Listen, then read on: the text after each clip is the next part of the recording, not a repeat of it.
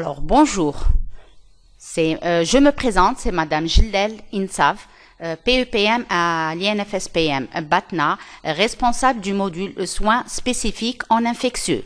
On va voir aujourd'hui ensemble le premier cours du semestre S3 en module, bien sûr, de soins spécifiques en infectieux, qui s'intitule le CBU, l'étude cytobactériologique des urines et plus spécialement la technique du prélèvement. Alors, l'objectif général de notre cours, c'est que, au terme de cet enseignement théorique et pratique, l'élève ISP deuxième année doit être capable de réaliser un ECBU à la recherche de germes. Bien sûr, il y a un objectif général et il y a des objectifs spécifiques. Parmi les objectifs spécifiques, on a le premier objectif spécifique qui est définir de mémoire le CBU sans faute. Le deuxième objectif spécifique, c'est d'écrire l'ensemble des règles à respecter lors du recueil des urines sans erreur. Le troisième objectif spécifique, c'est préparer le matériel nécessaire pour le CBU sans omission. Le quatrième et dernier objectif spécifique, c'est pratiquer avec asepsie le CBU en tenant compte des précautions à prendre. Notre plan de travail est le suivant. Premièrement, une introduction. Deuxièmement, définition. Troisièmement, les indications de l'ECBU. Quatrièmement, les règles à respecter avant de faire la technique de l'ECBU.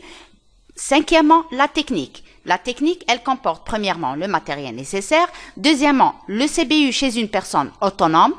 Le CBU chez le nourrisson et le jeune enfant, le CBU avec sondage et en dernier lieu, on a le CBU par ponction suspubienne. Et à la fin, on va voir le résultat de l'ECBU. Alors, premièrement, on va voir ensemble la définition de l'ECBU. Qu'est-ce que c'est le CBU?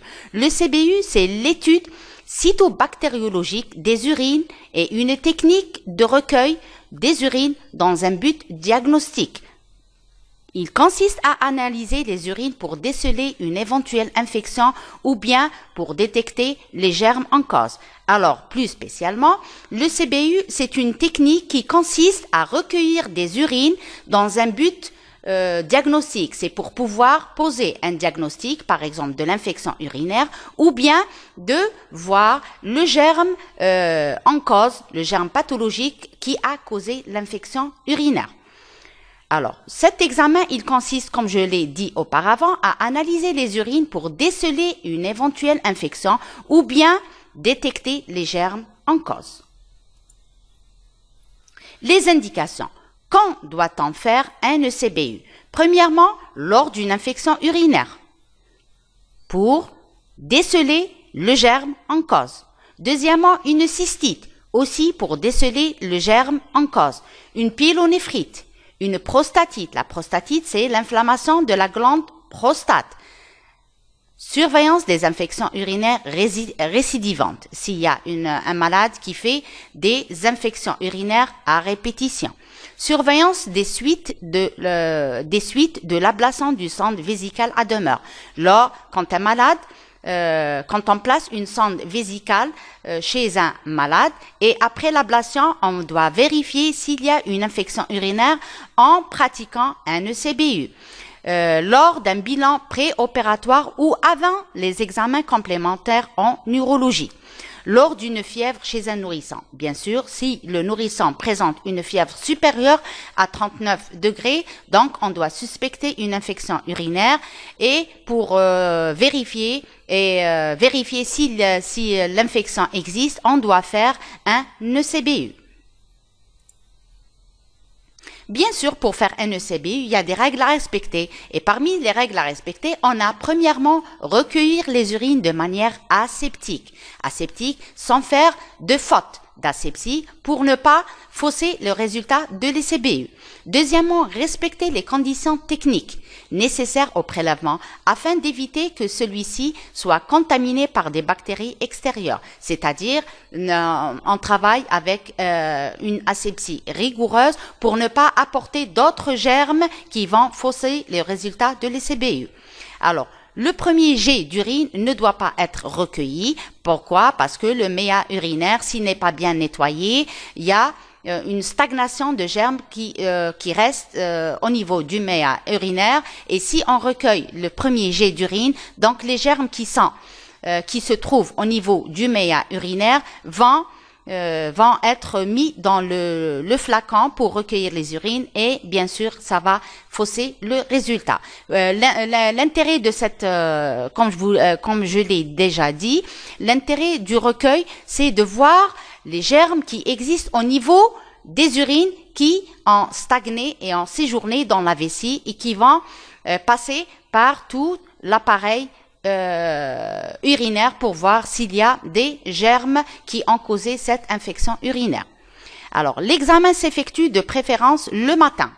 Les premières urines du matin ou au moins après 4 à 5 heures sans uriner. C'est-à-dire, comme je vous l'ai dit, s'il y a une pilulation de germes qui se fait au niveau de la vessie, s'il y a un germe, il va se multiplier au niveau de la vessie et va passer par les autres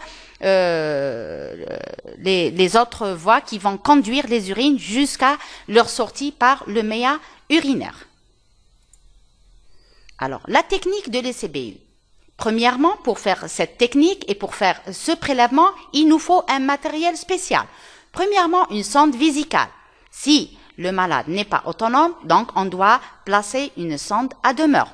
Des gants, bien sûr, un plan de travail stérile, un tube stérile pour mettre les urines, des compresses stériles, une poche de recueil adhésive stérile si c'est un nourrisson.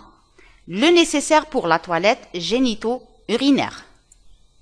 Un antiseptique, un bassin, un sachet plastique pour mettre le tube où on a mis les urines pour le transport, pour faciliter le transport de ce tube au laboratoire. Les étiquettes, bien sûr, pour mettre sur le tube. Le banc de laboratoire avec des renseignements cliniques, bien sûr le nom et le prénom du patient, la date du prélèvement, le service et les renseignements cliniques pathologiques, l'antibiotique en cours et l'hyperthermie si elle existe.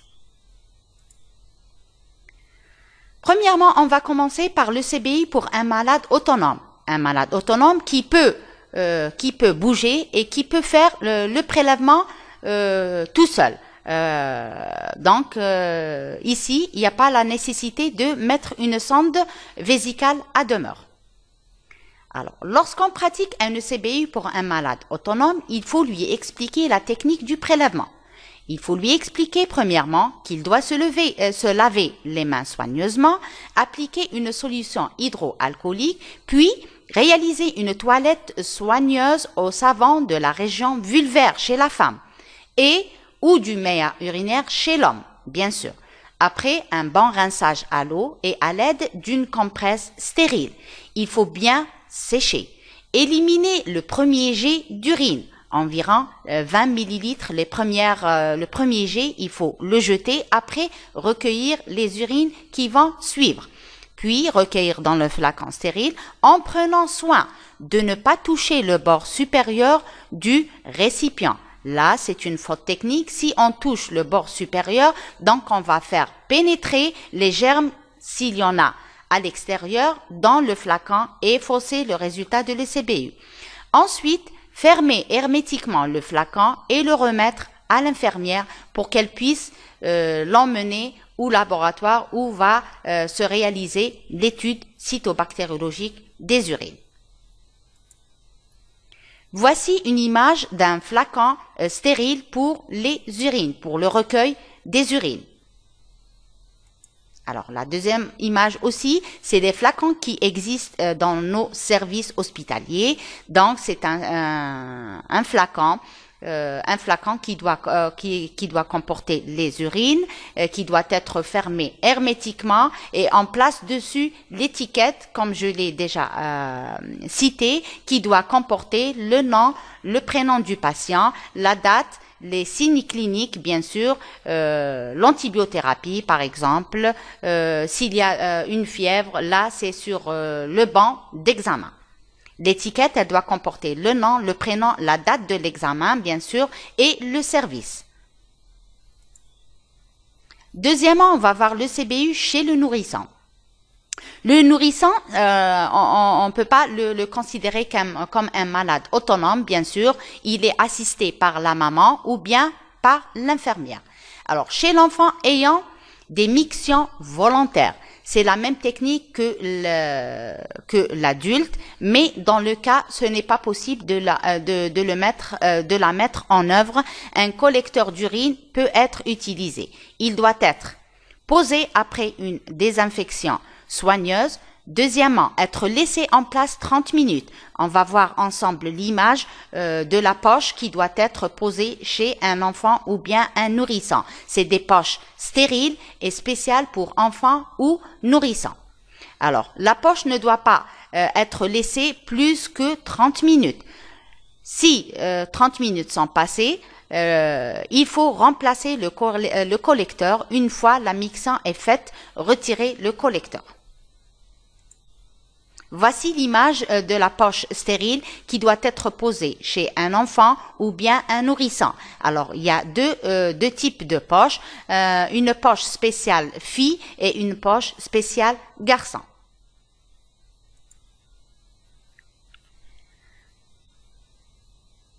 Alors, on va voir aussi ensemble un ECBI sur sondage, sur sonde. Donc, on va exercer, on doit faire le prélèvement par le biais de la sonde. Il ne faut jamais prélever dans le sac collecteur ou déconnecter la sonde, jamais enlever la sonde du sac collecteur. Le recueil s'effectue par ponction à l'aide d'une seringue sur le site spécifique du dispositif de sonde, après désinfection et clampage de la tubulure. Donc là, on va effectuer un prélèvement qui va s'effectuer sur un site spécifique du dispositif de la sonde. D'accord? Donc la sonde a deux petits tubes. Le premier tube, on doit connecter au sac collecteur. Le deuxième tube, là, on doit effectuer sur ce deuxième tube le prélèvement par le biais d'une sonde, bien sûr après désinfection et clampage de la tubulure. Le CBU par ponction suspubienne. Là, c'est une technique c'est un acte purement médical qui est invasif et douloureux. Alors, chez certaines personnes, un recueil par ponction suspubienne peut être également effectué, mais il s'agit d'un acte médical invasif et douloureux. La vessie doit être pleine et repérable. Vérifier la présence d'un globe vésical par pression suspubienne. Réaliser une désinfection de la zone. Ensuite, le médecin ponctionne à l'aide d'une seringue au-dessus de la symphyse dans le plan de la ligne blanche. Donc, la seule condition, c'est que la vessie doit être bien remplie. Donc, on demande au malade de retenir ses urines et de ne pas y aller éliminer ses urines pour qu'un globe vésical se forme. Donc le globe vésical doit être bien palpable et la ponction doit être réalisée par un médecin, comme je l'ai déjà expliqué. C'est un acte médical. Le médecin doit ponctionner à l'aide d'une seringue au-dessus de la symphyse dans le plan de la ligne blanche. Ceci concerne une ponction suspubienne. Alors, le résultat. Le résultat est en fonction des résultats après 3 jours. Donc, on laisse pousser les urines au niveau du laboratoire 3 jours. Il est décidé selon un antibiogramme quels sont les antibiotiques auxquels les germes présents sont sensibles pour mieux cibler le traitement. Donc là, c'est quand on détecte qu'il existe des germes qui se sont multipliés dans les urines, on va faire un antibiogramme. Qu'est-ce que c'est l'antibiogramme? C'est les antibiotiques, c'est les germes qui sont sensibles à certains antibiotiques. Là, c'est pour cibler le traitement et pour faciliter la guérison. D'accord. Alors, autrement, un antibiotique sera prescrit de façon empirique. Notez bien, il y a une petite remarque, les erreurs les plus fréquemment rencontrées en interprétation de l'ECBU sont toilettes locales insuffisantes. Donc, si on n'a pas fait une bonne toilette locale, donc les germes, comme je vous ai dit, qui étaient situés au niveau du méa urinaire, pénètrent par le biais des premières gouttes d'urine dans le flacon et vont fausser le résultat de l'ECBU et vont contaminer les urines lors du recueil. Alors, la bactériurie à germes multiples, le laboratoire demande à refaire le CBU parce qu'ils ont trouvé un nombre élevé de germes et là, ça fausse le résultat et on ne peut pas entamer un antibiogramme ou là détecter le germe en cause de l'infection urinaire. Alors, notre cours est terminé. Merci pour votre attention.